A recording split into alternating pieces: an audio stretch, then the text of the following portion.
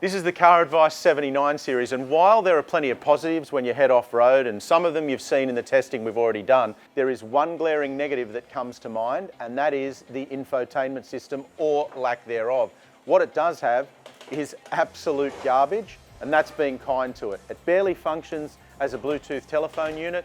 It's got two awful little speakers in the dash that you can hardly hear, and most crucially, it doesn't even have a rear view camera. Now, we've put the Norweld canopy on the back, which we love, but when you put that box on the back, it reduces visibility even more, so you can barely see anything when you're reversing out of driveways or backing into parking spots. So we needed to sort the infotainment system out quick smart. That's why we're here at Automotive Superstore in Castle Hill.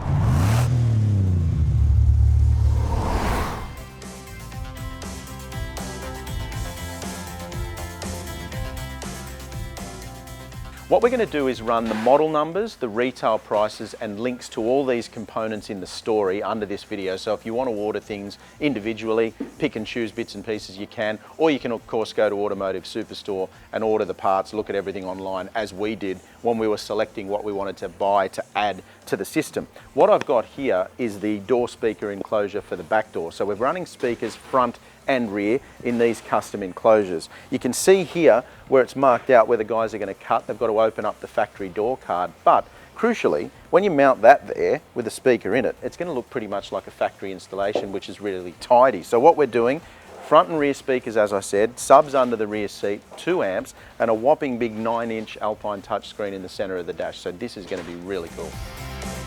If you're anything like Sam Purcell and myself, you've got a garage full of old junk that just happens to have wheels on it, and that's how we found Automotive Superstore in the first place. Sam and I were doing some research at Car Advice office for batteries, actually. We needed some Optima batteries for our old project vehicles, and we stumbled on Automotive Superstore. Now, I felt like I should have known about Automotive Superstore, but I didn't, so I did some research and discovered that there's a lot more to be had than just electronics. So, Babak, tell us a little bit about where Automotive Superstore started from, how long it's been around. Sure, so about 5 years ago, you know, being a car head and being a bit of a techie, looking online, there really wasn't many reputable online sellers. You had websites that didn't look too reputable, yeah. And otherwise it was eBay, and yeah, sort of the big guys in the industry weren't really addressing the online space. So we thought, look, there's a good opportunity here to maybe talk to some brands and get some reputable products online and sell it through a reputable place with good support and somewhere you know you can have problems, you can give a call, you can trust that, you know, not going to run away with your money.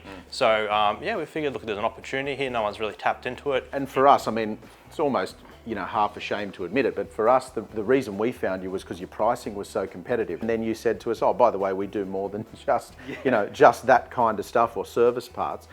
With the audio gear, we are going with Alpine for our 70 series, but you stock everything, and you Pioneer, Kenwood, all the big brands. All the big brands you would have heard of before. We just tend to try to stock reputable brands, which have good support and warranty that we know when we sell it to a customer, they're going to have a great experience, they won't have any problems with it.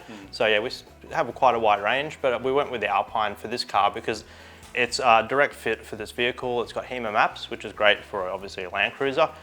So yeah, it was just the perfect sort of unit for that vehicle. Yeah, so the bolt-in solution's a big thing. That obviously makes it a lot neater and a lot easier.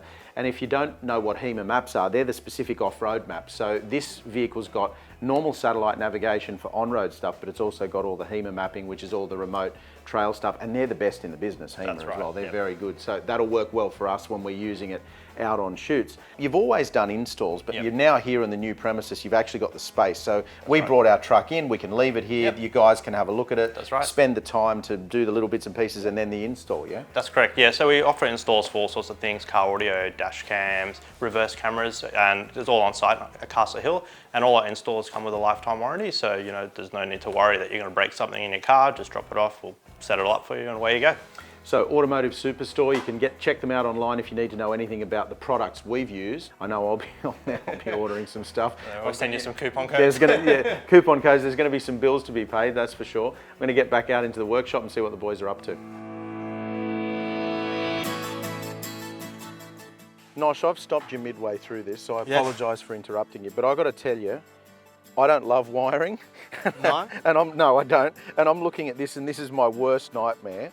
Why is it not as confusing as, like, you're making this look easy, but to me that looks like a complete mess that makes no sense? You just got to be systematic. Ah, right, okay. It's a process. Okay, so you've got it mapped out in your head before you start, yeah? That's correct. Now, just two things I want to ask you. One, we've added a whole bunch of stuff. So we've got a microphone up here. I saw you messing around over there before. You were fitting an aerial for the digital radio, Yeah, is that so right? that's a DAB antenna. DAB antenna, so that'll work really well now, which we never had in this before. And the other thing you're going to hide in the glove box is the connections for the phones. Yes, the HDMI and the USB. Right, so we get both of those. Why would you put them in the glove box generally? What's the best reason for that? Convenience. Yep.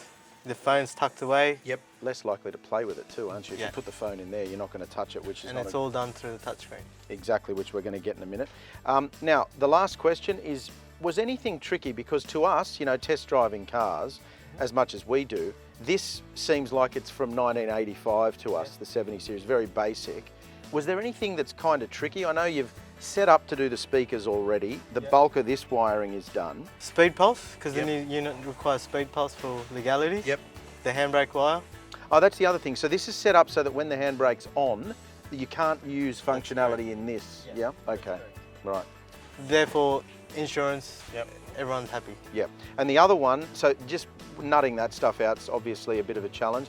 The other thing we're adding that we forgot to mention is a rear view camera. So you've run the wiring for that, haven't you? Through the factory grommet, sealed off. Okay. So you can still do your creek crossings. All right, well, I'm going to let you get back to work, but I can't guarantee that I'm not going to ask you some more stupid questions off camera. Okay, no problem. Thank you, mate. Perfect.